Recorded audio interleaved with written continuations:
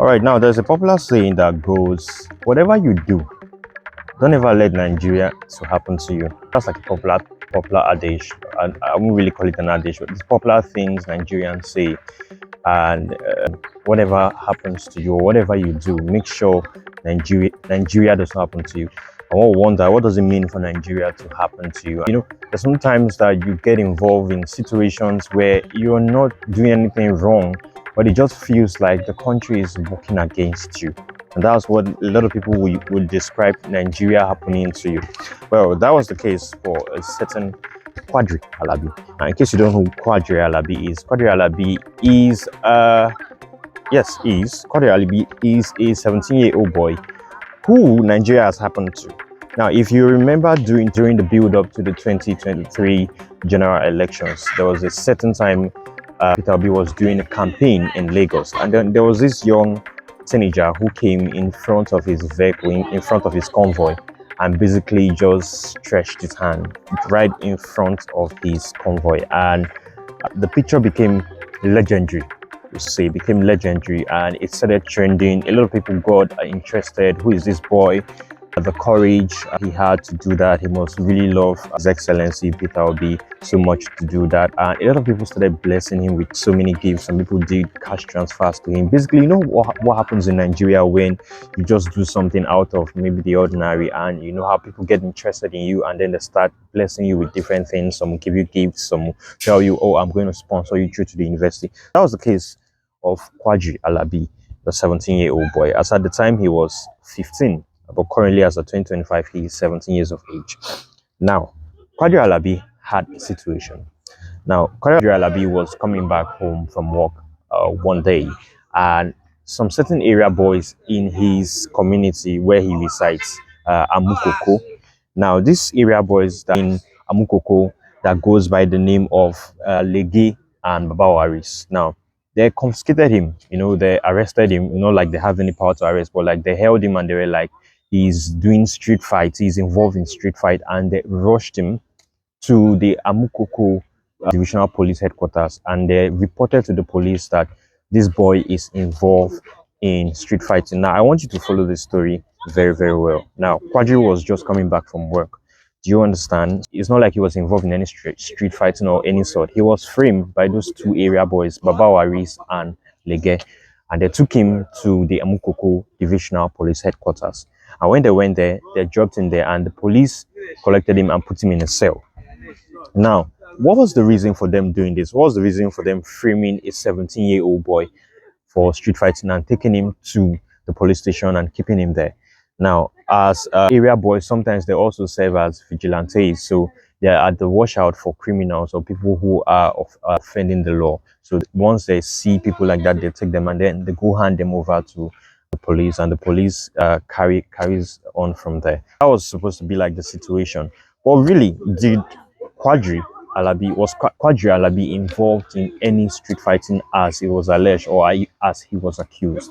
Now, that was not the case. Now, what really happened was that these certain area boys, Lege and Babawaris, are among some other area boys in the Amukoko community that are now jealous, or will I say jealous or envious? Let's just say angry with Quadri. And why are they angry with him? Now, it is said that after he went viral on the internet, a lot of assistance and help came to him, monetary gifts and so on and so forth.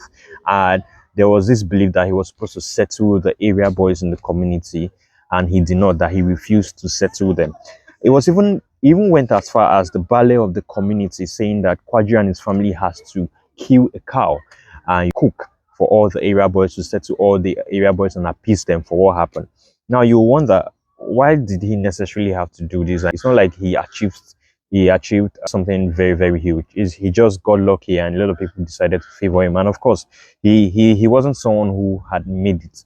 Do you understand? He was someone who received those gifts, and those gifts were going to position him very, very well in his life. And these area boys were expecting that he would come and settle them and so on and so forth. And since he did not settle them, they framed him up and then they took him to the police station. Now, this is where it gets wicked. Now, when they took him to the police station, now the report was that Quadri Alabi was a suspected street fighter, and as such, his case was not supposed to be held in a very, very serious manner. But that was not the case. Now, when they took him to the police hearing the story, they rushed him immediately to the Apapa Magistrate Court, and then they took an approval to remand him at the Kirikiri Medium Security Correctional Center. And that was where he had been for months. Now, this person I'm telling you has been in Kirikiri for months. That's where he was remanded for months. What was his offense? That he did not settle area boys when he was supported by Nigerians all over the internet. But what the area boys said was that he was involved in street fighting. Now, like I said, this is where it gets wicked. Now, the police were supposed to pursue that case or carry on that case with the reports that was given to them by those the two area boys that brought him. But they changed the narrative, they changed the story, and they now made it, for no reason, very, very serious. They now put in their case file that he was caught for armed robbery, and they now took him and matched him with 4 other people who were in Kirikiri that were actually caught for armed robbery. And then they now see that those 4 people are his gang members. Do you understand that those 4 people are his gang members and that he was caught for armed robbery? And that's why he was held in Kirikiri for very long. Now, when a certain Twitter user that goes by the name Hausa Girl, more like Blue or Whistle to this case, that this boy who has been here, some people will say that it's because of this boy had affiliation or probably decided to support the person of Mr. Peter Obi instead of the popular candidates who should be supported, as you know what I'm talking about. Yes, I guess that's why all this was labeled against him. I don't want to say that was the reason, but it will surprise you why this went as far as this. Why would the police change the story? This boy was innocent from the first place, and you went ahead to change the story to even make it worse, just so that he would stay in Kirikiri. And obviously, this person is a minor. Here is another thing they did. They increased his age. They knew his real age, but they decided to increase it from 17 years old to 18 years old. So it doesn't raise eyebrow. It's going to make you wonder, what kind of people we have in the Nigerian police. Are they really for us or against us? That's why I told you at the beginning of this video that no matter what you do not allow Nigeria to happen to you, because that was the situation of this certain Quadri Alabi, a 17-year-old teenager. However, as it stands now, it's a popular Twitter. I don't want to say he's a Twitter lawyer, but it's really active on Twitter. It goes by the name Nebehe Efyong. He took on the case and he became the attorney to Mr. Quadri Alabi, and he had been able to pursue the case up to the extent that Mr. Quadri Alabi has now been released. After they went to the magistrate court, he was now released and he's now free to go home. Now, this is the good news about this. He's a free man right now, but it just beats my imagination that this can happen to a young person. He is not even an adult yet, and this is the situation.